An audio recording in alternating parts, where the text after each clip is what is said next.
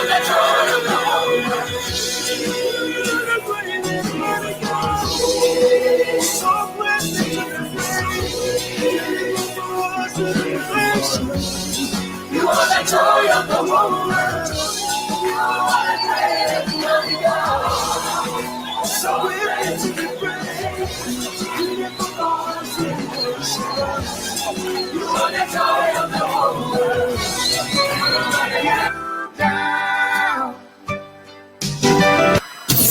Thanks for listening. Yes. Download our app in iTunes and the Google Play Store. Thank you for listening. We are back. I thank God for your life. This is where, and when can you go into it again? I want us to capture that. So start again for us. Yes, as I said earlier, I'm a mom of two, a wife of one, and coming from a biomedical background, biomedical science background, so I'm very much from the science background, accidentally went into finance. Accidentally? Okay. Well, accidentally wasn't intentional. The fact of going into biomedical science was that I was going to become a biomedical scientist and work in that industry, or either go off to medicine, as you do. Yeah. None of those happened because there were more graduates than positions available at that point in time in the NHS. So I just stayed where I was doing my part-time job. I just took on a full-time role, and I was at Lloyd's at the time, and just took on a full-time role and carried on from there.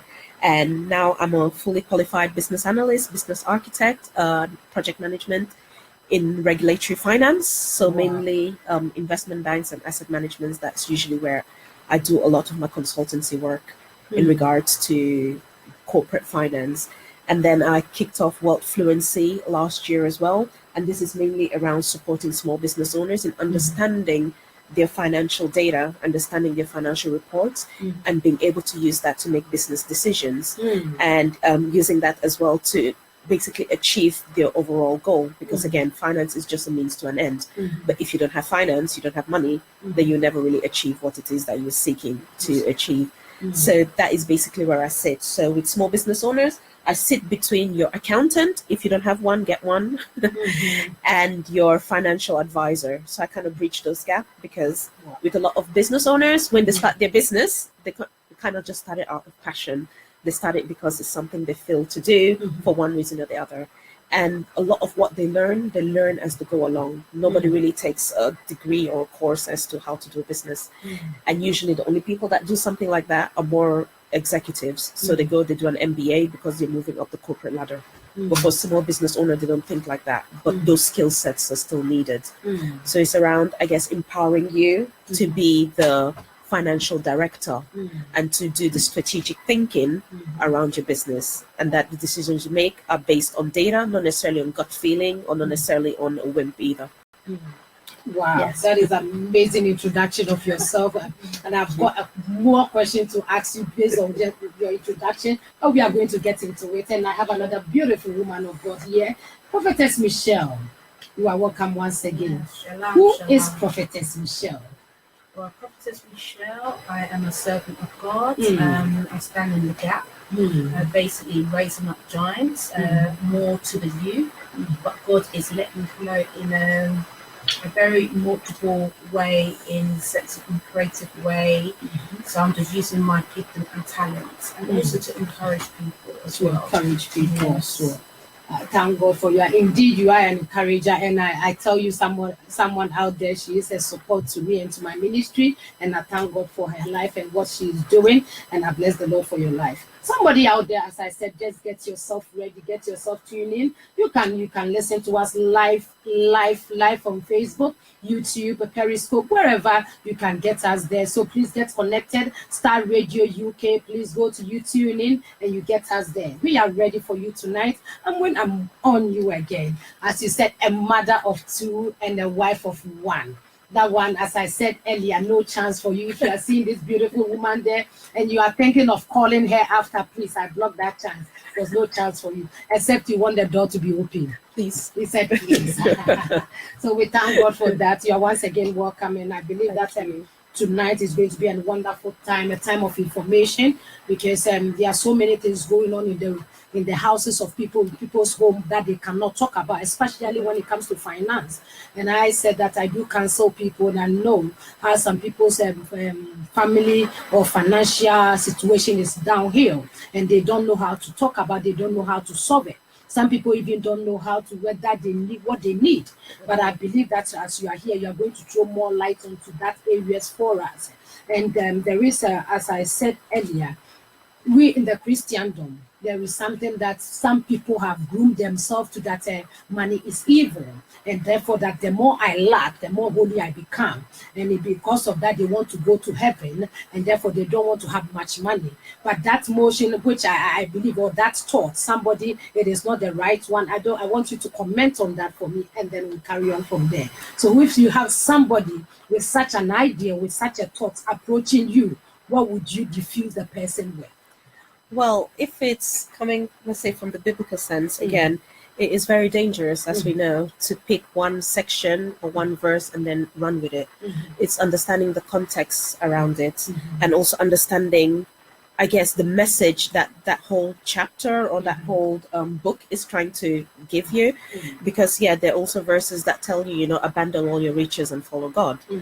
But in your call to serve God, you need that means to an end. If you're meant to move from here to, I don't know, India somewhere, you can't walk. You need to get the money for your flight to be able to go out there and do what it is that you're called to do. So I would definitely say, even in that verse itself, it says the love of money. It doesn't say necessarily money is the love of money. So it always comes back to you as the individual. Anything evil always starts with you as the individual. It's not necessarily in the immaterial stuff or in the inanimate stuff around us, because you can kind of almost say the same thing about guns. Guns are evil. Well, technically, it's the person holding the gun. So it's the person with the money. The gun itself is not evil when it's lying down quietly, doing nothing. But the holder of the gun makes it evil. So when money gets into the wrong hands, it might become evil. But the money in right hands is well used and well applicable. Absolutely. Wow. So as somebody out there, if you have got that mindset, you just heard from her the financial analysis. So she said that money itself is not evil. But if it's in the wrong hands, because you are not educated enough, or you don't know where to base your argument on it, you may receive that idea or information that money is evil. But money is not evil. Money will bring enhancement. Money helps us to travel and to do the things at the space that we want to do it. Somebody you out there, you want to do something, but because you don't have the means, you are stuck. But if you get the means, you get the financial support and everything, you know that you move the space that you have to move. So money is good. The love of it. When we talk about the love of it, when you rate it at that higher than anything else, that is when it becomes evil. And when you are not using it to better anybody's life, but rather being mean with it, then it becomes evil in your hands, not somebody's hands. So as she said, it starts with the person. So please watch yourself, not other people or the scripture. But when money gets into your hands, what do you do with it? I will allow Prophetess Michelle to come in as well. Well, what came into my spirit in Matthew 6, verse 24. No one can serve two masters, for either he who hates one and loves the other, or else he will be loyal to the one and despise the other. You cannot serve God and money. I believe that what God is talking about, you cannot make money an idol. You know what I'm saying? Because if we make things an idol, it's taken away from God. Money, so she said, it's a great thing to have, but it's the mindset as well. Also it depends on the person. Greed can come into it as well, but God wants us to be rich. God wants us to be blessed. God wants us to to multiply and do things that it says in the word, God's give us power for wealth, and also what do we do with that wealth? That's the thing, and sometimes some of us do not know what to do with that wealth. That's why where you come in, you can help us. Absolutely. Thank you very much. That's why somebody out there, I said tonight, I'm just telling you, get your notebook, write something down. You don't need to be in that situation. This program has been organized for you. We have brought somebody who have got the know-how, the skills, the ability to help you out of that state. If you don't know what to do, please just stay tuned and open your mind. Come with an open mind. Don't close your mind. If you close your mind, you will not be able to receive. But if your mind is open and you are ready to correct the situation that you are in, you may be married, you may be a pastor, you may be somebody out there, somebody you are even higher in the realms, but you don't know how to manage your finances. And tonight we are talking about financial management, which can affect an individual, it can affect a group of people, it can affect marriages if you are not well educated on that. And tonight I believe that we are going to get education on that, because the information you have and then you use it right brings transformation to you. So then I want you to take us into personal finance, because sometimes people enter into marriages, relationship, but they themselves are not really financially right, or they don't have their financial sheet balancing well, but they are looking for somebody who is coming to give them that booster. But you yourself, you can start with yourself before getting there. So I want you to take us into personal finance. Personal finance, as you just mentioned there, that we're always looking for a savior. We're always looking for Prince Charming. And a lot of this comes with the surroundings that we grew up in. And I make a joke of it a lot of the times that I'm going to sue Walt Disney, because I grew up with Cinderella. I grew up with, Snow White, where, you're the damsel in distress, and this rich guy is going to come and sweep you off your feet, and you're going to live happily ever after.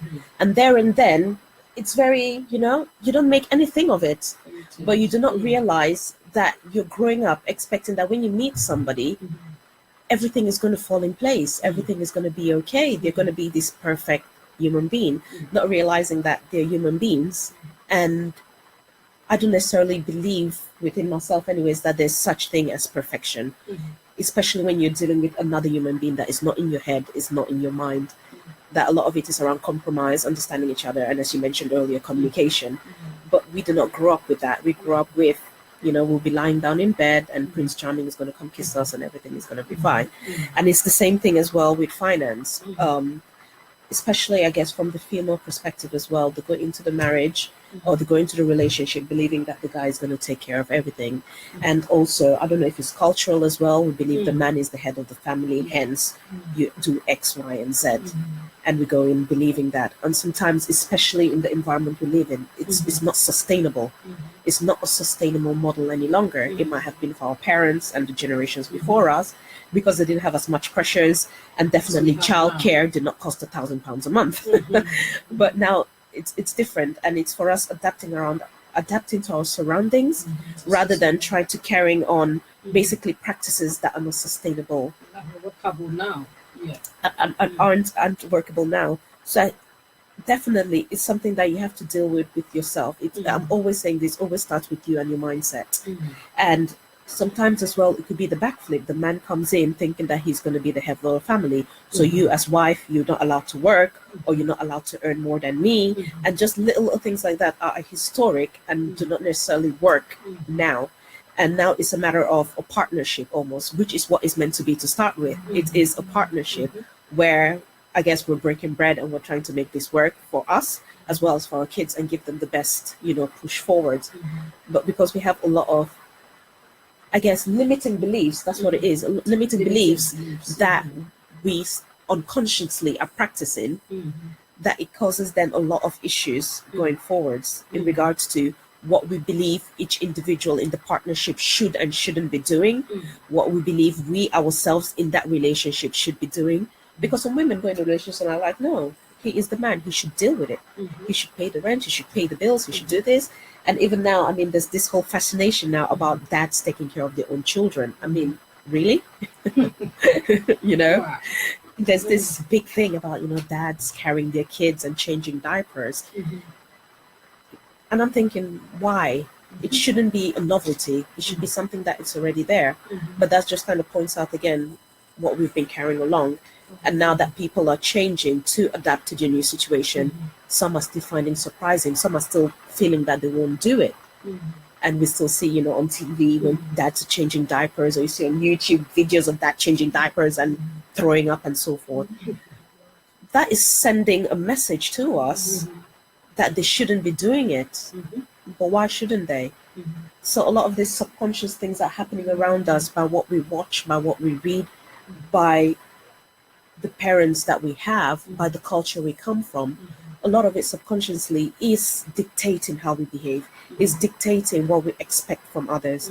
And a lot of this as well, you see, would come out as well when there's cross-cultural relationships. You kind of see this coming out more because there are different expectations from different cultures. Whilst if you're from the same culture, you kind of have the same mindset, so it doesn't come up until something really serious happens, isn't it? So it definitely... culture is robbing us so much because there are certain things that we've been taught, as you said, that is not good for us to do. But in the now, when you look, there's something that is applicable for us to do now. But because our mindset is conditioned to a particular thing, we cannot change, although that thing is affecting you. I do counsel a lot of people, and then they are in financial hardship. And then she said, my mom said that. Exactly. My mom said I shouldn't do this. But your mom is not in your home, and your home is breaking down because of you holding on to the beliefs of your mom that worked for her decades ago, and it's not working now. Exactly. And so I said, my dear, be realistic now. As I said, be realistic now. Now your mom is not here. This is what is going on. What can you do to help? Not what your mom said to you or what your mom can do, but what do you think you can do to help? You say, oh, I can do this, I can do. I said, then why are you not doing it? He said, my mom. So just as you are saying that, people are holding on to certain things that are not helping them. It's making them stuck. But I believe that when you are in a relationship or you're in a marriage or something, it belongs to the two of you. What is workable for the two of you? So you sit down and you talk. We talk about communication. I believe that I don't know, but maybe there should be something called financial communication or whatever it is, that they should sit down and talk about finance, how to even go about it. Because some families don't even know how to approach it. And some, if you don't start it right as a woman. We women, we have a way of talking about money. And then we put the men off and they don't want to talk again. I recently saw something was it on Facebook that they said they have invented a sex robot. Another thing and then what I asked, what is this meant for? They said the sex robot can eat, can cook, can clean and do it, and then you can, let's say, we are not talking about sex today, but you can sleep with that. And I said, what is the essence of that? And they were saying that because this robot will not come and ask me for money. Oh, stop it. This robot will not come and ask me to buy him gold or diamond or fix my hair. I need Brazilian and other things. This robot is as they are. They don't need any upkeep. And so because of that, people are trading women for robots because they think that we are very much demanding. And so if that be the case, and if a woman needs to be kept and you are also not producing anything, look at the scenario that now they are replacing women with robots because they think that, okay, you ask for money for your hair, you ask for money. So then what should women do? Are we going to sit down for us to be replaced by a robot because you'll be asking for money for this, for that? That means that you have to also equip yourself and get something doing. That's there are petty things that as a woman you should be able to buy for yourself, that you don't need to depend on your husband for that to drain him, that he wants to go for a robot. So these are certain things that we have to look into, and it is bringing the whole society down because of the way we see ourselves. So I'm not just talking about the women. There are some men that are also laid back, very laid back, sleeping in the house, just reading newspapers, doing nothing.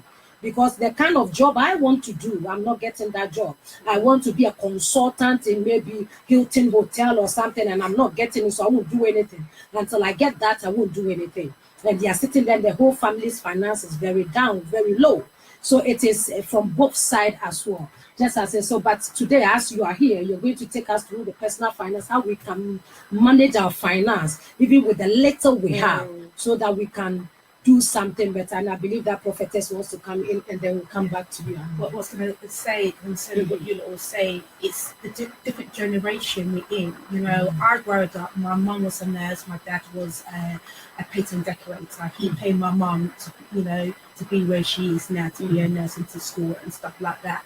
It's the generation we're in. I grew up, I worked from the age of 14, and I left home from a very young age. I had my box of hands living. I said you already. I was very independent, but the generation today, they're not independent. They're only living for tomorrow. They're not, they're not looking for, they're living today, but they're looking for tomorrow. You know what I'm saying?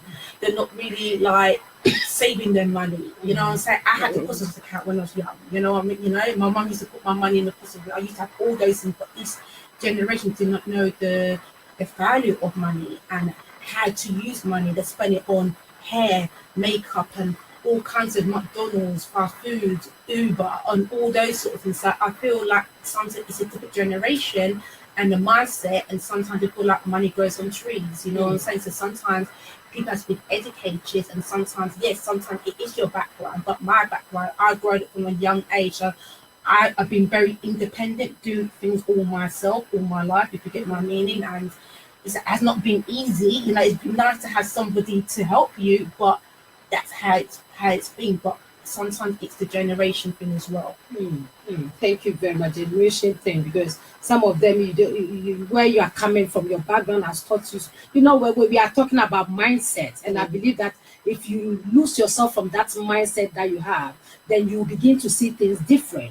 Because Prophetess is talking about her background, where she came from, which also is a mindset, how she has been grown or groomed to be. But somebody, you can look at your life, it's not working now. So you know that you have to adapt to something that is workable. So your background, if it's affecting you and not bringing you something good, then please sit down and analyze it. That is why we have the analyst here, to make you analyze your situation and come back to the way it's supposed to be.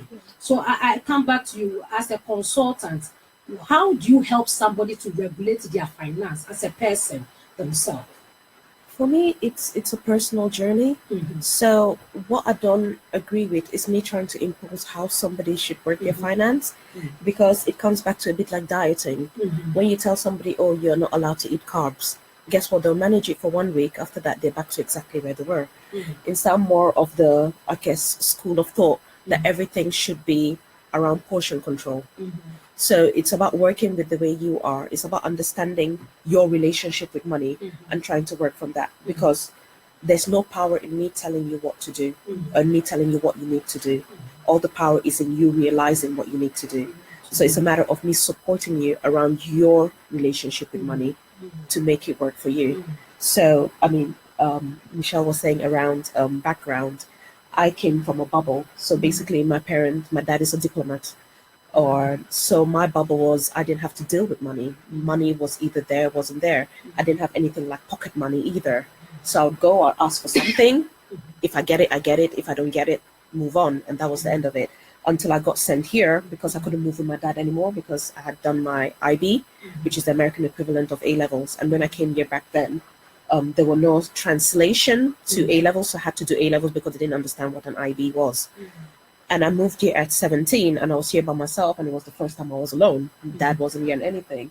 And it was eventful for me. I was like, oh my God, I'm away from him. Dad is very protective, very imposing as well.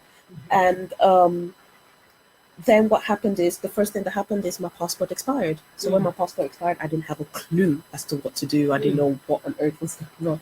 I had to call my dad for him to come and basically sort it out. And then when I hit 18, as you know here, when you hit 18, you're credit worthy. So Oxford Street, the whole strip, I had every single card of every single store in Oxford Street. And I used all the cards. I maxed all the cards. There's no store there that I wasn't in, or I didn't owe them money. And all of that built up. But I was still in oblivion in regards to what I needed to do. I was in oblivion in regards to what I needed to do. I just carried on as I was. Until, I guess, the hitting point was when I got my own place. I got my own car. I was feeling very independent. As Michelle was saying, I was feeling very independent. I was feeling very on top of the world. And then my car got clamped, because I wasn't paying my tickets, my parking tickets. My car got clamped and it got taken away. And I think that's when it dawned on me that I can't live that life no more, because this was over a couple of years actually that everything amounted. So it's very easy to get credit, but then it's very hard to pay it back. And when I took it out, you'd say, don't you know that you have to pay it back? I did, but I was thinking, weirdly enough, that I can afford £5 a month. Because that was the minimum payment. I could afford £5 a month. I didn't realize that by paying £5 a month, there was a huge interest building up. But I come from a very middle class background where you would say you would know these things, but I didn't. And you would think it's simple maths, but it didn't cross my mind whatsoever. It's just like, when you see blue, but you don't register that it's blue that you're seeing. That's basically what it was. And it was because I never got exposed to money. I never had to deal with money, that you can even give me money, I will not know what it is. It was that bubble, then coming to the actual world, and mom and dad are not there to kind of run my errands for me and just make sure everything is there for me. So I definitely agree is your background, but I came from literally, it took me 10 years to sort out my whole credit, to basically recover everything I did in my teens, because I thought I was an independent woman. I thought I was the fourth member of Destiny's Child. So I had to basically... You're enjoying the world. Absolutely. Wow. Absolutely. That was my national anthem. Were you from outside? Pardon? Were you from outside? Like... I thought I was. Seriously, I thought I was. That was my song, because when it came out, that's around when I got my first car, I got my license, I got my house. And yeah, it wasn't though. It was just make believe, because it wasn't reality, or it wasn't sustainable. So when my first car, this symbol of independence, got taken away, I literally cried that day, because I had to go in the car and take my things out of the car so that they could tow the car away. And this is after trying to hide the car, park it streets away so that the bailiffs won't see it and so forth.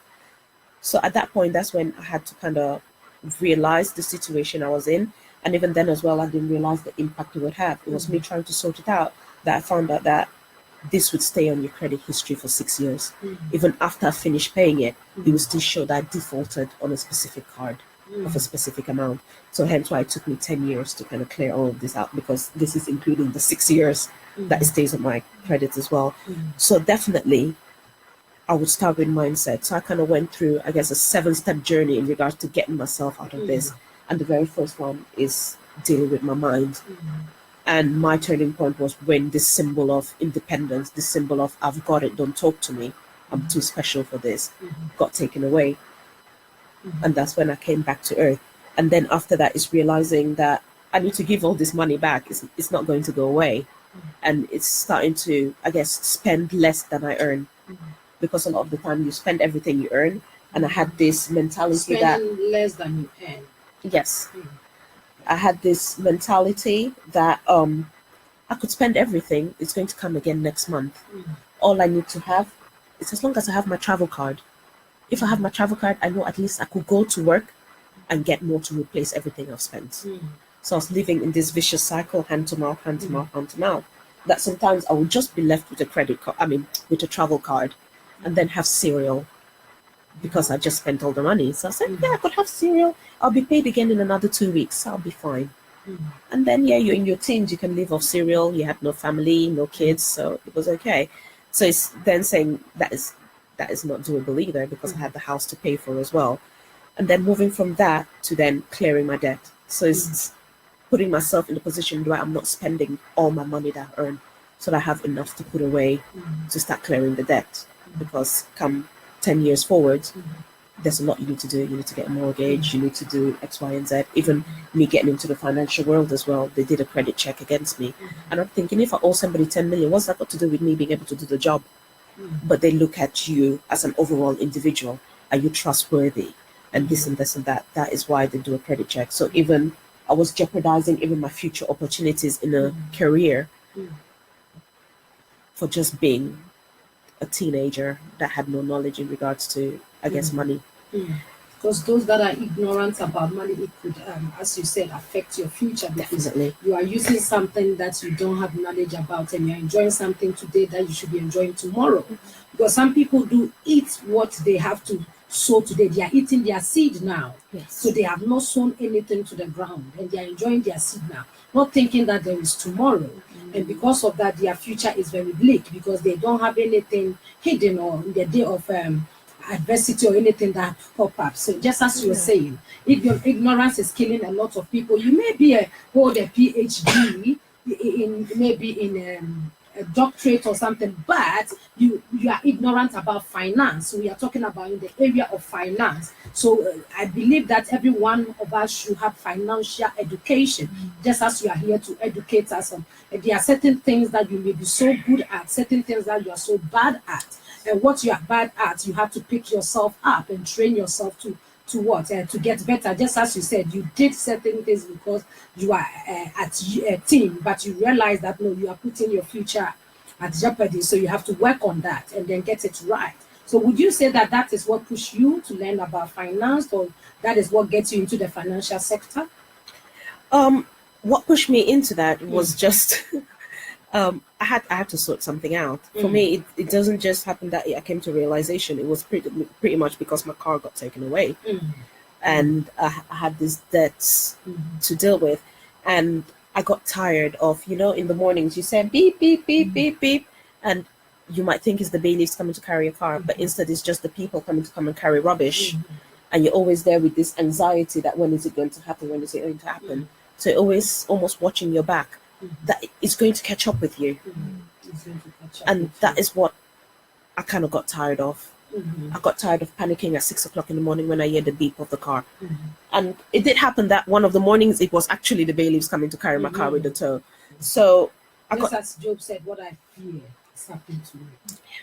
So I just got tired. It was time to sort it out, and I think I'm grateful that it happened when I was on my own.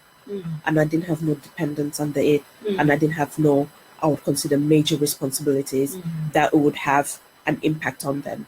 Because as I said earlier about Walt Disney, when I was watching it, I didn't know that it would have that kind of impact on me. So I might have kids that took them through that, but I do not know what kind of subconscious impact it would have on them in the future in regards to their relationship with money. And we've seen like generations that are on benefit because their parents were on benefit. That is what they're exposed to. So they're on benefits and so on and so forth. And they do not know any other way. And it's not that they're right or wrong, but subconsciously that is what they. So I am very, I guess, apprehensive about what I expose the kids to as well, because you do not know what will stick. And what will stick, they'll start basing their behavior and their decisions on that, and they're not even aware that that's what it is. Because when you start dealing with your mindset, then you start pinpointing, oh, it's because my mom kept saying this. That is why I'm doing a certain thing. Because there's some people that are severe savers, and that is not necessarily a good thing either. Saving, holding onto it, hoarding money doesn't help, because money is like a flow of energy. It needs to come in and it needs to go out. You So create you it. rather invest it, and then there are ways to spend money. Yes. But just as I said, one guy who died, may his soul rest in peace. And then when they enter into his room, the kind of money this guy has saved in his room is like the World Bank. But he himself was not even enjoying any of them. And then he has to be affected with some kind of sickness and die and left everything there. So just as you are saying, when you are ignorant about something, sometimes maybe in a stream, he wanted to save, which is a good thing, but he was ignorant about certain things as well, which in turn affected him. Now, the thing that he was saving for, he never saved his life to enjoy them. So they have to be balanced. How you balance your finances is very, very important, because I believe that you have to save some, you have to spend some, give some away. Definitely. But some people are just doing either one thing. Some people are either spending everything or saving everything, or then giving it all away. There are people that are extreme givers. Some of us, we find ourselves sometimes there. You give and give everything you have, and then you will be sitting down in that kind of condition. But everything has to be balanced. You make sure that, because you don't know what is going to happen tomorrow. So make sure that you are balancing these three aspects of it: how to save some, spend some, and then give some away. So we have to come to a point of balancing. So let us come to finance, effective finance in the home. What would you say people should be practicing when it comes to marriage couples, when it comes to family? Because there are people that they want to get it right. Okay, now I have done my best. It couldn't get me anywhere. Now I want the right steps. How do I begin to manage my finance well? Okay, the very first important thing is what you mentioned earlier. Identify what you are. So in regards to your relationship with money, are you carefree? So when you have money, you have no priority? It's just about, yes, I've got it, let's spend it. Is that then you've got security? Some people that when they have money, they feel secure. So those are the kind of people that hoard money and they don't want to. Yeah. Then you have the people that are giving. Their last £10, they're going to give it away, not knowing that they've got no electricity at home. Yeah. They're that kind of personality. Then you've got the people that are spontaneous. Anything goes. Let's go out tonight. Yeah, let's go. Let's buy that house. Yeah, let's buy. Just goes with the flow. And then they're planners that having money they feel like they're achieving a goal by having money. And then we have the people that are status, that having money helps them look a certain way, be a certain way, impart a certain image that they want to impart. So it's being able to identify that. So I am a spender. And knowing that I'm a spender, the way I do my financial management is the fact that if I spend, I feel good. So I know that, okay, I'm going to spend on savings. For me, it's the spending part is not almost as much as what I'm saving and what I'm spending it on. So it's understanding who you are. I'm a spender. Then it's a matter of, as you said, there's what you save, there's what you invest. I want somebody to get it right. There's a spender, and then there's what? So we've got carefree. Carefree. Yeah. We've got security. Security. We've got giving. We've got giving. Spontaneous. Spontaneous. Planning. And status. Yes. Somebody just identify which area you are, and then what you need to help yourself out of that, or balance yourself. Balance it. Okay. Because as you said, not only doing one is not right. It's about balancing it all. So me just spending haphazardly and just throwing it out the window and being spontaneous about things is not helping. But then there's just certain times that you need to be spontaneous, because there might be the opportunity that you do not go into because, I didn't plan it, or I didn't budget for it, and the opportunity would just go. But then the other ones, that any new shiny object, I want. And that is bad as well. So there's two ends of the scale. So it's definitely save, invest, and give. And it's putting it in a way that it feels comfortable to you. And 100% is always doing how much you feel comfortable with. How much you feel comfortable. You feel comfortable with. Don't listen to anybody that is telling you must have this, you must have this. I mean, even from a stats perspective, there's 1.1 million families in the UK that don't even have £1,000 in savings. And why? To hear this 2 weeks ago when I went to some financial business, and you just saying it again. And why did they say £1,000? Because a lot of it is, if your washing machine breaks down, how much does that cost? If your fridge freezer breaks down, how much does that cost? And this is just your immediate household. That is already about what? £600-700 for you to replace your fridge. That's pretty much £1,000, isn't it? So having that just in case, because it happens so many times that something is going to break down in the house. 1.1 million households in the UK don't even have that. 6.3 million are struggling currently, and 3.2 million cannot pay their mortgage. And that is just in the UK. So it's a matter of, again, doing what you can do. So definitely start by putting your emergency fund away, especially if you have kids. It's absolutely vital that you have something put aside. Even if you start with 50p, the most important thing is getting in the habit of putting the money away. If I'm comfortable with putting 50p away now, putting £500 away won't mean nothing to me. Putting £5,000 away won't mean nothing to me, because I've built that habit within me. It's just like growing up in the kitchen with mom. When you were younger, it was a pain every time she called you to come and cut onions. Right now, you go, you cut onions, you cut everything, and it just happens because it became a habit that you don't even think about it no more. So I don't really care how much you want to put away, but put something away and start building that, okay, I'm going to put this away for savings. And your savings, when you get more experience, you can split it into three. You have your short-term savings, which is the £1,000 if, the boiler breaks down. You have your, I said, medium-term savings. So like, I want to go for that holiday, or my wedding is coming up, or, I want to buy a car. Then you have your long-term savings, which is more, okay, maybe towards retirement, or maybe, the kids are going to grow up soon. So let me put something away for them. They might need money, which is something that I kind of looked at from the Caucasian counterparts, where in the news you had, all the kids nowadays, they cannot buy houses. They have to go to the bank of mom and dad. And I'm thinking, well, in the Black community, how many of us can go to bank of mom and dad? So even being able to be in the position where my kids can even come and say, yes, I'm going to bank of mom and dad, it's a great feeling. It's absolutely a great feeling. So you start with the savings, and then you could split it into those 3 categories. Then you go into your giving. So some do it through tithes and offerings, some do it through their time, some do it through whatever you feel you can give, but also it's something you can give rather than robbing yourself. Would you have a 3 accounts for what you were saying then, emergency saving, short-term saving, long-term? Would you have like 3 different accounts for that?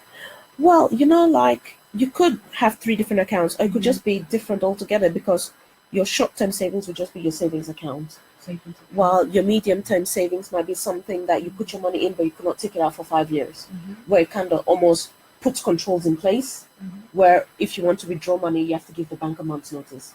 That will kind of stop you from doing certain things and being spontaneous. And then your long-term savings is when you start thinking of ISAs, where you start thinking of long-term investments, stocks and shares and so forth, where you know that this money that I'm putting here is not necessarily to have it now, it's long-term. But that's why I said when you become more experienced or comfortable, you can do that, because when you start going into long-term savings or you start thinking about investments, that is money that you're willing to lose. You don't go take your £1,000 emergency fund and put it in savings, because if that goes, you probably will have a heart attack. So any long-term savings shouldn't be heart attack money whatsoever. It should just be that if it goes, yes, I'll have a cry in the bathroom, but I'm okay. The kids are okay. The house is still on my head, or the roof is still on my head. So definitely you could have 3 accounts, but they're just 3 different types of savings, so they won't be in the same account anyways. And so it was savings, then it was, what was it again? Giving. So yeah, don't rob yourself. It's about giving. And what I think is my most precious currency is my time. Money, there's loads of money around. So if you hoard into it, it's no point. Let the money come and let the money go. It's as simple as that. But your time, you can't have it back. No. So you have a lot of people that are broke today, then in 3 years' time, they're the president of America. Money comes, money goes. But once you're 30, you can't be 29 again. So that is what is most precious for me. So when I'm giving, it's my time I'm giving. Money, it's irrelevant. And if I have, I have. If I don't have, I don't have. But that doesn't still stop me from giving. So that is the giving element. Give what you can give, and always start with you first. If I'm not in good health, I can't tell you anything about good health. If I've got no money, I can't give you money. If I have my last £10 and I'm giving it to you, it's not the right kind of giving, because I'm robbing myself to give it to you. That is one area that some of us find ourselves stuck in, because we have this something called sympathy or empathy or whatever empathy it is. And then you give, and then you give, and then you outgive yourself. And then you realize that you become, people begin to even mock you. You know, and sometimes we think that by doing that, we are fulfilling a scripture. I recently got to do that. I'm doing myself a harm by doing that. But what you can do is, if you have 10, you can give some away, but don't give everything away. And then you sit down not having anything. But we have lived into, if you love your neighbor as yourself, or love yourself less than other people, so you rather give and give everything out, and then you are sitting down looking, begging for alms. And then there's sometimes the same people you give to, they come mocking you, or the people around who doesn't know. Yes, it's good to give. Giving is for living. I believe in giving. But I just learned recently that I don't have to give everything that I have, you know, and then stay empty. And some people, you have done it and you have found yourself in that, but there is no, you can correct it. We are all correcting. That is why this education has come to, I am learning some things here. I'm going to practice certain things that I am doing wrong. So we are not all in the known. We are just getting to know and to adjust ourselves. So if you are a giver and you outgive, please look into that, and then also make sure that you can keep something for yourself for the future. When the future comes or something strikes, there is something for you to hold on to, not going back to the same people you gave to go and borrow from there. I think Prophetess. I'll give you one tip concerning giving, what the Lord is showing me. don't give according to what people want. Give according to what He wants you to give. But then you won't get used. You know where I'm coming from? You give according to what He wants you to give. Because when you give according to what people want you to give, then that's when the using come in. That's when they lose your kindness. So I give according to how God wants me to give. I don't give by what they want me to give. I give concerning them.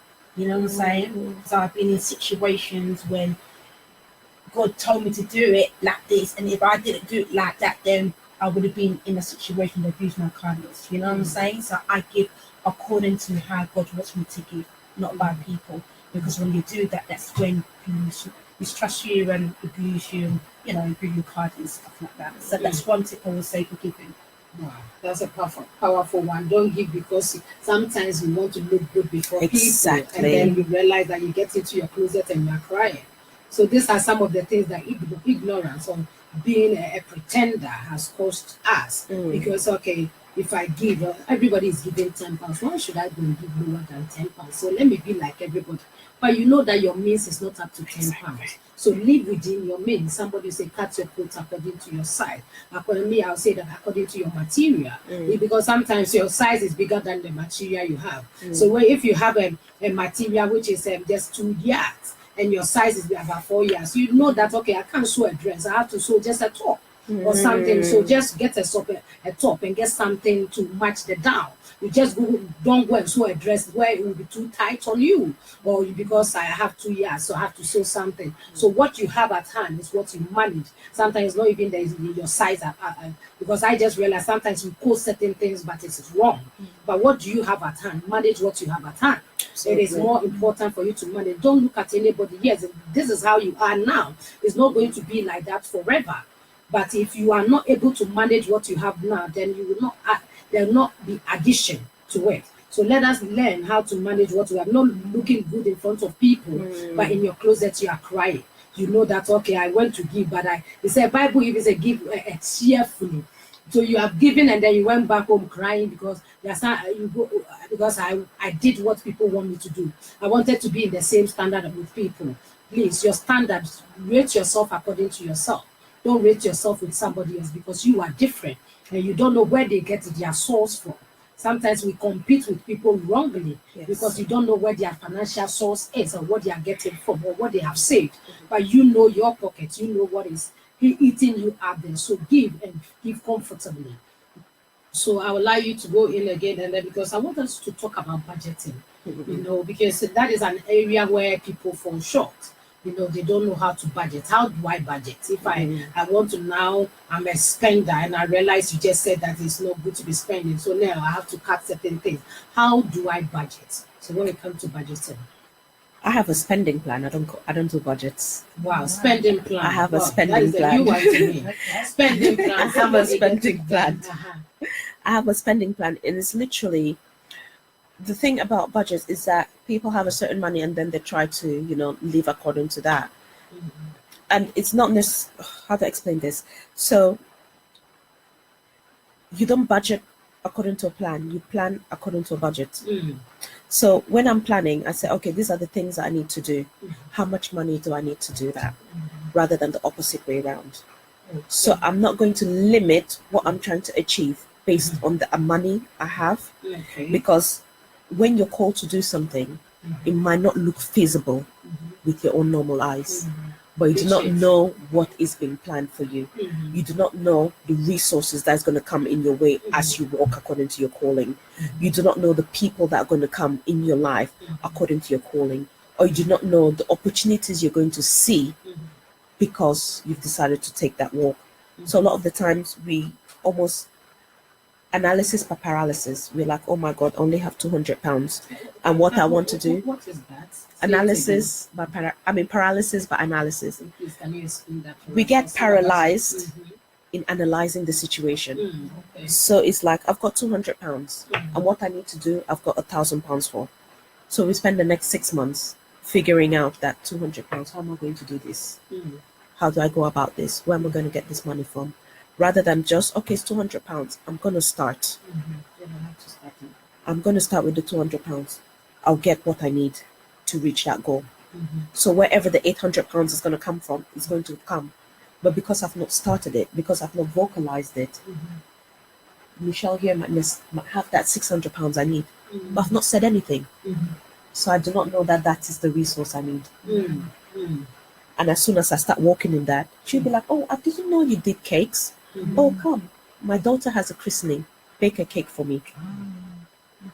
But because I didn't start to walk in it, I was busy sitting here considering the £600 I didn't have. So sitting there trying to analyze it. So that's why I said I have a spending plan. That, okay, what do I need to do? And from what I need to do, I know for each step how much it's going to need. And then start with what I've got. And believe in the fact that if you truly believe it's your calling, the rest is going to happen as it should. The rest is definite. But if you never start, you're never going to know. And you're going to sit there contemplating how you're going to find the money. And it's just funny. Probably you have a lot of experiences like that where it just happens. And people just come your way. Money just comes your way. Resources just come your way. You're like, if I hadn't done this, or if I hadn't spent that £10 to take a travel card to come to this event, I wouldn't have met you. That would link me to that person. That would link me to that person. That would make me fulfill my calling. But that's because you're arguing, it's my last £10. I cannot spend it to go to that event. So just have the faith that this is my calling. I'm going to do it. And people are going to meet me at my point of need because they have a calling. Because then if you hold yourself back, you're almost doing a disservice to somebody else because you are the missing link for that person to fulfill their goal. So if I'm not doing mine, I'm holding them, that's holding somebody else, that's holding somebody else, because we're all interconnected somehow. So when it comes to basically having a spending plan, you need to know, okay, to run my household, how much is it? How many people can tell me how much it is to run their household? So that means, my electric bill, my gas bill, my rent, my mortgage, my broadband, my Netflix. How much is it? My council tax. And that is the first spending that you have, is the essential. So let's say 2,500. So I know, come rain, come shine, I need at least 2,500 in this house because that's how much it is to run my life. Then you go into your foods, you go into your, into your kids' activities, if you have kids, or into your activities, if you have any activities. And then because I'm a spender, and I'm one of those people, that there was a point in my life that I would buy shoes, I would literally go out and not buy a couple, buy like 10 pairs of shoes, and then hide it in the boot of the car, and just take it into the house one by one, because I knew exactly what I had done, and I knew I shouldn't have done it, but it felt good at that point in time. But because I know I'm that kind of personality, I put my money aside to say yes when I'm in that mood that I need to feel good about myself by buying shoes or buying a handbag or whatever it is that makes you feel good.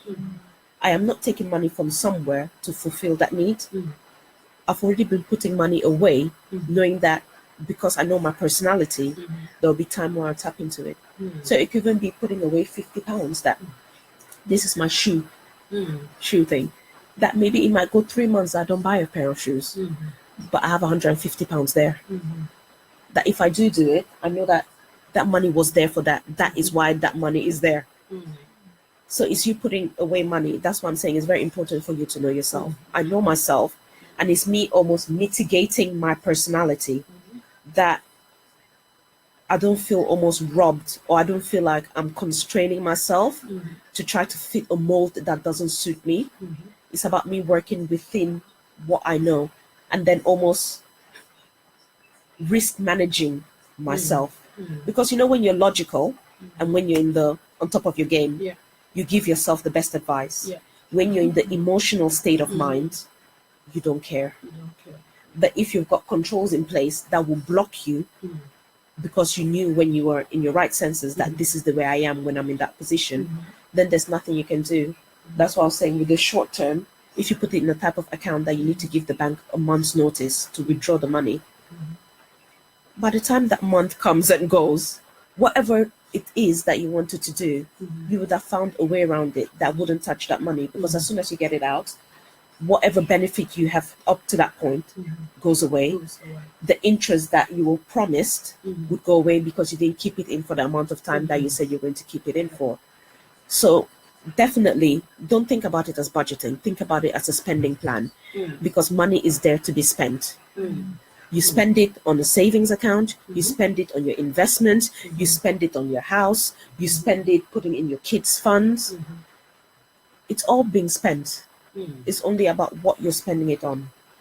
And I feel totally 100% really good when I say, okay, you know what? I said I was going to put £500 in each of the kids' funds. I've done that. I've spent the money, it's gone where I wanted it to go. I said I was going to put my little £50 away for when I have my moments of, I need those pair of shoes. I've done that. It's there. And I might not even use it for 6 months because my head is totally somewhere else doing other things. But I know when the time comes, I'm not robbing any of the other spending points to try to fulfill that need, because I knew who I am. And I know that the one day I'll come and I need those pair of shoes. And I've always been putting the money there. It's just like when you know that you want to go on holiday. You put bit and bit away and then you get the money for the holiday. It's the same thing. It's a spending plan. And to money have a spending plan instead of a budget. Yeah, money is meant to be spent. Money is meant to be spent. Money is meant to be spent. Wow. So somebody out there, I was thinking of a budgeting that, but I've got something new that have a spending plan. Have a plan for what you have, so that you will not be limited by, because of budget, you will not be limited for what you have to do. But you have to plan what you are going to spend, so that you will spend right. Yeah, thank you very much for that. I want you to give us some tips, financial tips. But before then, I would like Prophetess to come in. Yeah, to give us financial tips. Yes, Prophetess. I got one tip, and the Lord showed me. He said, get what you need, not what you want. Because sometimes, for example, my need is I need my shoes for work. What you want is I need a fur coat. You know what I'm saying? So that's not something that you need right now. So you need to have two different lists. So that's what the Lord showed me one time. Get what you need, but not what you want. Because sometimes we want things, but it's not something that we need right now. You're thinking with a logical mindset. Human beings are very emotional. So you're thinking, yeah, what I need. And half the time what you need is not what you get. You usually go with what you want. Hence why we end up in so much trouble. And we're emotional beings, and we tend to do things based on emotion. So that is very good and is the right thing to do, but we tend to always go with what we want because we're just emotionally driven. But what do we put in place so that we get the need sorted before the want? Because if I am somebody that my need and my want, my need is actually important than my want. So then, if I am somebody that always go for my want before my need, then what do I put in place? What are some of the measures I can put in place to make me do the right things?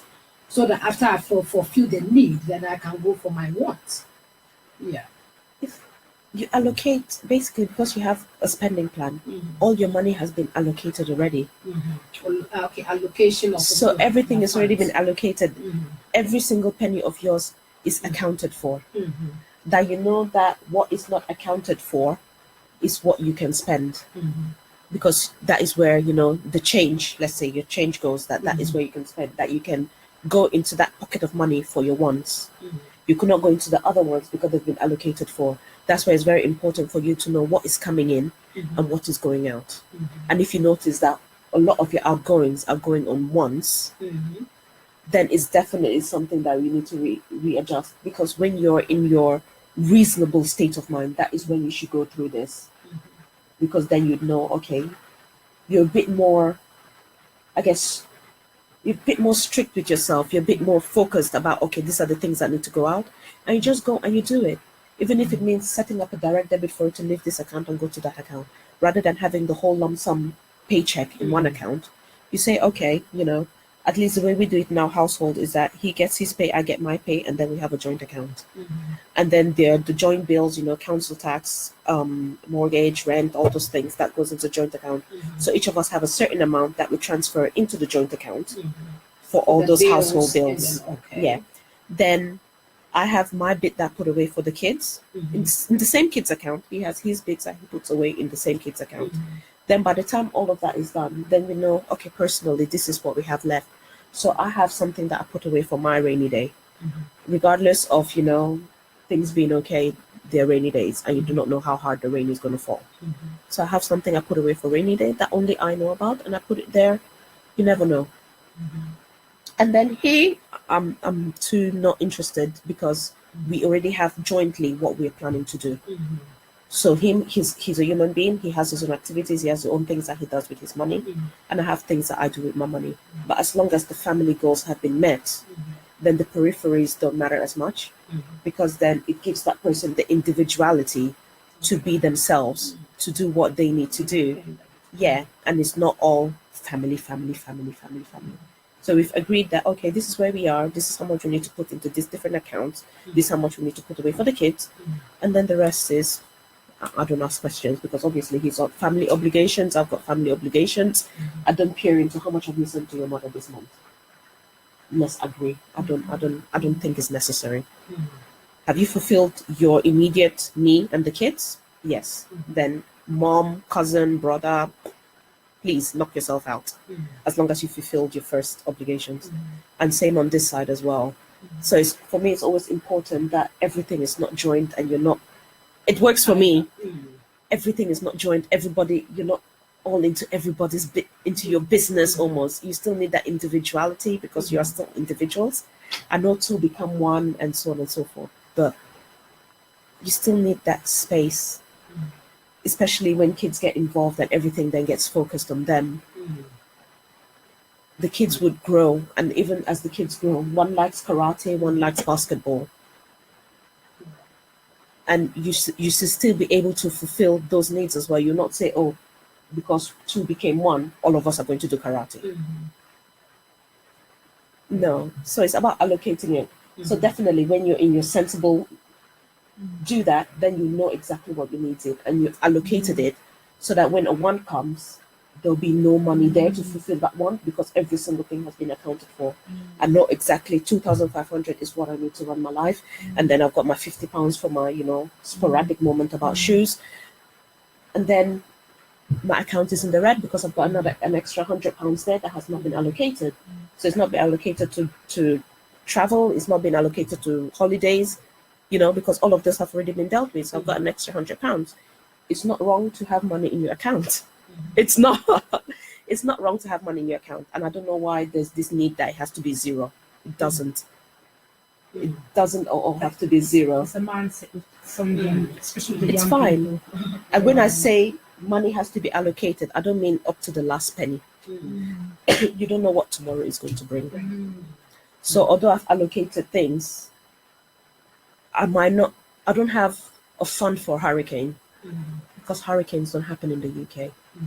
But with the way global warming is going, something like that could happen.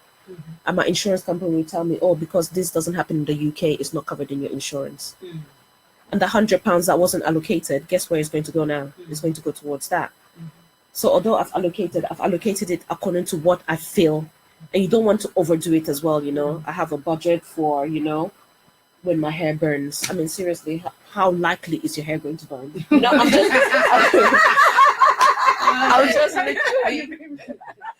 just pulling it out there that when it comes to planners, they plan to the nth degree, even for scenarios that are so unlikely to happen. So I'm not saying don't go to that extreme. I'm literally going for the simple things that are more likely to happen day to day. But then leave something in your account just to, keep it warm, keep it massaged. And also money attracts money. 0 times 0 is 0. 0 times 100 is 0. So if you leave some little money there, guess what? It's going to attract more money, isn't it? Yeah. Wonderful. Yeah. I thank God for you. I'm really enjoying myself, getting myself educated, and I believe that I'm going to be financially wise this time. Exactly. Because when you can't come in contact with an analyst or a financial advisor and still remain the same. Somebody out there, you are listening, but you are listening maybe to criticize, you are listening to do your own thing. But I would advise you that you will learn something out of this, because money is good. And the way you manage your money is very, very important. It will take you out of so many hassles. Let me talk about the believer. We have been in so many tight situations because we do not have money.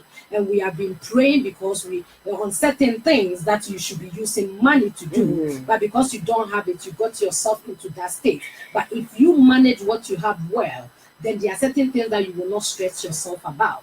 So this program is also to help those out there. You may be single, you may be married. As I said, you may be holding a PhD in doctorate, but you are very, very ignorant about money. This is our areas that you have to assess in your life. I said 3 areas that destroys families and relationships. One is communication. One is lack of sexual control, and the other is financial management. We don't know how to manage our finance, and because of that, a lot of homes are breaking down. People say, my husband did this, and my husband did that, my wife did that. I put my money in the account, and one lady that I was actually counseling is just a pathetic one, a very pathetic one. Married to this man over 10 years, and then said he had access to my account and everything.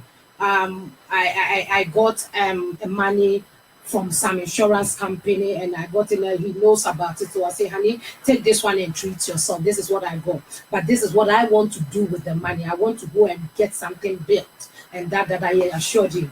Only for her to realize that this man has transferred everything from her account to wherever, and said I was going to do a business with her without her knowledge.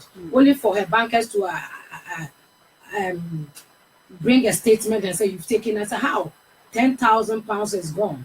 And he asked, did you? He said, yes, I transferred it. For what? I wanted to do a business. So you have done it. And then the sad part was that the person he transferred the money to do a business, he came back to say a story that the person has been arrested in the prison. So because of that, the £10,000 is gone.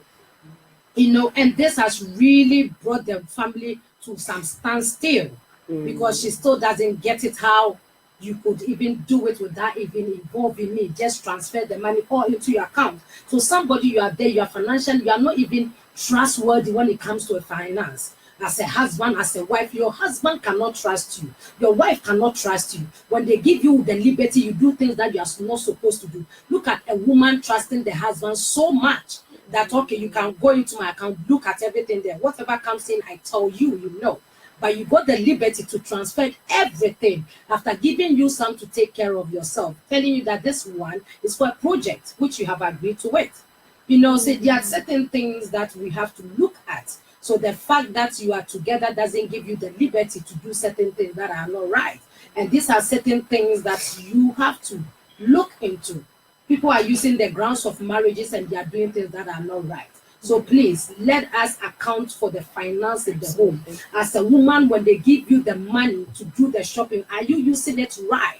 Or using it for your necessity and then going around things? Some of you cut budgets from certain things, and use it for go and buy the children's shoes. You will not buy it. You will use it for your one. And while the children are wearing worn-out shoes, or you are rather saving it and your children's feet are hurting. There are certain things that we do that is not right. So this program is there to help you as married couples, as singles. Sit down. We are all going to look. I'm going to do the same for myself. I'm going to sit down and look into my finances again. Where am I going wrong? What do I need to straighten? As a giver, what do I need to do? What are the restraints that I have to put on myself so that I do not go overboard? As a spender, what are the restraints? As a spontaneous one, just as she was mentioning, somebody out there, you need to look into this, because we don't come here to give you all this information for nothing. So I believe that a family out there, you are learning something out of that. You are writing, you are correcting things. And that is why we want you to enjoy your marriage, to enjoy your home. There should be that harmony, that you sleep and you sleep well. You are not thinking of what is going to, somebody you are sleeping, even your bank cards and everything is under your pillow, because you can't trust your husband or you can't trust your wife to leave it there, because by the time you leave it, everything will be gone. Please, if you are such a wife, advise yourself. If you are such a husband, please advise yourself from now. If you're a single person and nobody can trust you with finance, they cannot. Even to give you, go and buy some, bring a change, you will not bring it. You're thinking, okay, it's okay for me to do it. Some people are testing you with finance gradually, but you are failing every one of it. But today is time for you to sit down, all of us, to sit down and look into that matter, because accountability is very, very important. And everything that has been given to you, you will be accountable for it. It's not just your finances, your totality. And this area is bringing relationships down. And some of you, you loan money from your partner or your husband, you don't give back. because you think it's your wife, so I don't have to pay back. It's my husband. It's not proper accountability. When you say it's a loan is a loan. Yes. Let the person decide to give it to you, but do not sit down unconcerned, not doing anything about it. So somebody out there, this is why we are here. I will allow them to say their final words, and if you have any powerful financial tips you can give us before then, let me take a break. And then we are coming to you. Somebody don't go yet because we have some tips that you will need. And the final word. Somebody call somebody to connect right now. I want you to call somebody to connect because it's going to be a powerful. I believe that she's going to give us a powerful one for you to hold on to work with, something workable. So somebody call somebody. Lay you down on a bed of roses. Bed of Roses, Bed of Roses, Bed of Roses. Voices of Esther brings you Bed of Roses this and every Saturday at 9:30 p.m. Join our panel of experts to discuss issues within your relationships. Hosted by Doreen, you will be motivated and equipped to handle issues within your relationships. Remember, it is Saturday at 9:30 p.m. GMT. Don't miss it. I'll lay you down, on a bed of roses.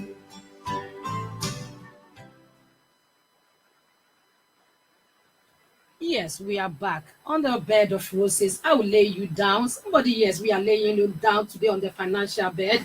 It is not just about the sex aspect. Last week, I know you enjoyed yourself. People flooded on Facebook a lot, and then because they love when they talk about sex. But we are talking about something that is also very important, which is finance. Because if you don't have the peace of mind, somebody, you cannot enjoy the love that you want to enjoy. You cannot enjoy the sex you want to enjoy. So this all comes together. Let us not pick and choose, but let us know the importance of things as we treat them. And I believe that financial management is one of them that we need to look into. And this we come back again to tell you that manage your finance. Well, we are running up right now, so I will allow Prophetess to come up with your final word. Your final word, man of God. My final word will be find a right plan that's right for you. Might not work for me, but it might work for you. You know what I'm saying? So whatever rocks your boat. You know what I'm saying? So whatever, just find the right financial plan for yourself, for your family. You know, a simple person, for a young person, anybody. Just find the right thing that works for you, and then give it a go. Give it a go. Yes. Somebody get what works for you and give it a go. From Prophetess Michelle. Don't try to leave your code. Don't try to rub shoulders with other people. What works for you works for you, and will work better for you. So somebody out there, get to know what works for you. I come to you, the analyst. I am learning a lot from you. What are your final word? And if there is a tip that you can give us that will boost us up, something that wow bit, and then what should we know? Definitely, the most important thing is, as she said, do what works for you. What works for you? As I said earlier, we have different characters. We're all different, and we all have unique DNAs for a reason. So definitely find what works for you, and also start with, the habit of doing something. Get into the routine of doing it, because it all starts in the mind. And as soon as you get yourself into the routine of doing it, it's 50 today, it's 500 tomorrow, it's 5,000 tomorrow. An extra zero would not change your habit towards it. So we shouldn't wait until we're making £5 million a day for us to start putting certain habits in place, because if it's not there at 50p, it's not going to be there at 5 million. So start putting the habits in place now. Put the habits in place right now. Put the habits in place now, and definitely, as you said earlier, cut your quota according to your size. If it's 50p you can put away, trust me, do the 50p. You'll be surprised at the connection it makes in your head, the mindset shift that happens, and the way you start thinking about money, the way you start thinking about putting away money, investing money, giving away money. It will become so normal to you that people even be surprised. Like when you go to a restaurant and you give a £10 tip, and the other people at the table say, why are you giving that tip? Their mindset is not there. And I was listening to this other speaker as well, and he was like, he gives the tip even before he receives the service, because he's setting the standard. not the opposite way around. So he gives the tip first thing, and guess what? He has a fantastic service every single time. Wow. So it's all about mindset. So one thing for me is definitely don't let the limitations of your eyes limit your mind. Because as I say, can you say it again? Yeah. don't let the limitations of your eyes limit your Don't mind. let the limitation of your eyes limit your mind. Yes. Wow. Because Powerful statement. your eyes lie to you. Hence why we have so many magicians. Because they can do things and we think it's real, it's not. So always start with the mind, get into a routine of it, and everything else flows into place. Wow. And while I've got it, don't let your mind, your eyes deceive you. You know, look beyond what you are seeing. Because beyond what you are seeing, there is a reason and there is something back in it. And Sam, I thank God for your life. I thank God for we are really, really, really grateful to have you. Somebody out there, my advice for you, my final word, don't be lazy. Don't be lazy. Don't be lacking because you're lazy. You know, some of us, we sit down. We have all been there, you know. We sit down and then we analyze things and we put ourselves in some tight situation. And we may say that somebody is doing it. Nobody is doing it. It is because you are becoming too lazy. It is because you think I don't have anything. Definitely you have something. As she was talking, it says start with the little that you have. Don't wait till you get it big. So you are baking. Yes, you continue to bake. Add value to what you are doing, and then people will come to your service. Sometimes we have knowledge, yeah. Sometimes we have so much knowledge, and then you don't know how to package your knowledge for people to buy into your knowledge. So these are certain things that you have to look out to. How do I generate finance? It's something that we want to come back to another time to talk about, because there are so many giftings around, so many things around us. Yes, we give for free. Yes, sometimes you have to start for free, but you don't stay free. You start for free, but you don't say you start for free for people to get to know you. And as you go along, you package yourself, you get your brand. So somebody out there, whatever you are giving for free, I don't know how long you are giving it for free, but it is time for you to package yourself. It is time for you to look into that, because it may be your financial source. And one thing that I want to tell you, your wealth. People, we are looking for wealth. There is one thing that I know your wealth is your mind. Yes. Your wealth is your mind. So keep your mind right and your finances will be right. Somebody out there, I believe that you have enjoyed this program and you are working on yourself. I have learned a lot. You will see me next time changed. And then because I have learned and I'm going to apply it. It's not something that is going to stay in my mind, but it's something that I'm going to be a doer of it. And that is why we are here. So somebody, I thank you for joining us. Those on Facebook, I thank God for your life. Harriet, Cyril, all of you, I thank God for your life. I thank God that you're able to listen, and those that are out there that we cannot even see you supporting us, God bless you. Until we come your way again next week, put your dial right here. But one thing I want to tell you, that tomorrow is Sunday, my speciality. Tomorrow is Sunday. Please don't stay home. Don't stay home. Go to church. Go and listen to the word of God. Please find a Bible-believing church where you can be well grounded in the word of God, where you can be taught, you can be fed, and fellowship and receive from the Lord. I want you to know that I love you with the special love of the Lord. If you don't have anywhere to go, I'm inviting you as a servant of God. I invite you to Liberty Life, and come, we are building a lasting family for the Lord. I'll give you my number, 079 41 35 3132. 079 41 35 3132. Come and let us do it together. I salute Reverend Felix Ufosubwai wherever you are. I thank God for your life, and that he is the founder and the general overseer of Liberty Life Ministry. God bless you. He's in Ghana currently, and I thank God for his life. And I thank God for every member of Liberty Life Evangelistic Ministry. I thank God for every woman of God out there supportive. Reverend Joycelyn, Reverend Bishop Queen. I thank God for your life, and I thank God for my manager who is standing on my neck right now, telling me that it is time. Mr. Frank Davis, I thank God for my journey people. I thank you. Prophetess Michelle, I thank you. All of you out there, I can't mention some and leave some. I thank you all. And to my guests tonight, I really thank you. I really enjoyed you. If it was left with me alone, we'd be rolling and rolling, but you can see the soldier there, and the soldier is saying that we have to value time. Time is very important, and then time is also wealth. So we have to value time. So I thank God for you coming, and I believe that we are going to meet more often, and I'm going to see you again. And so then somebody leave your dial right here. God bless you for listening to us. God bless you.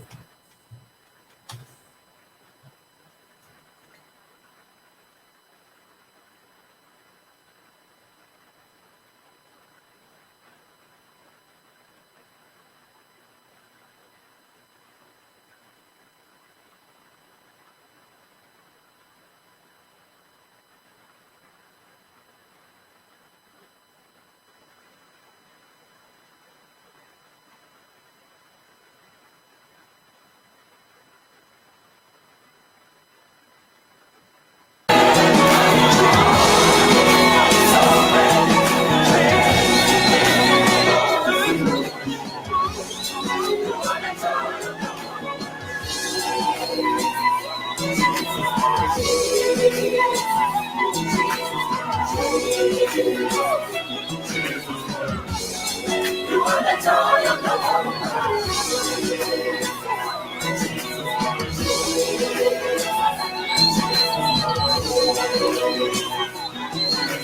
You are the joy of the Lord. All the world, lift up your voice so you know who you are. Shout in love, declare it. Believers anthem. Come on, let's go. We are a chosen generation. We've been called for to show His excellence. All I require for life, God has given me, and I know who I am. We are a chosen generation. We've been called for to show His excellence.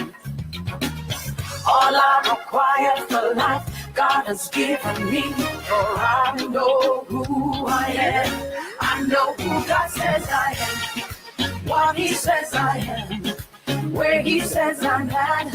I know who I am. I know who God says I am, what He says I am, where He says I'm at. I know who I am. I'm working in power. I'm working miracles. I live a life of favor. For I know who I am. I'm working in power. I'm working miracles. I live a life of favor. For I know who I am. Hey.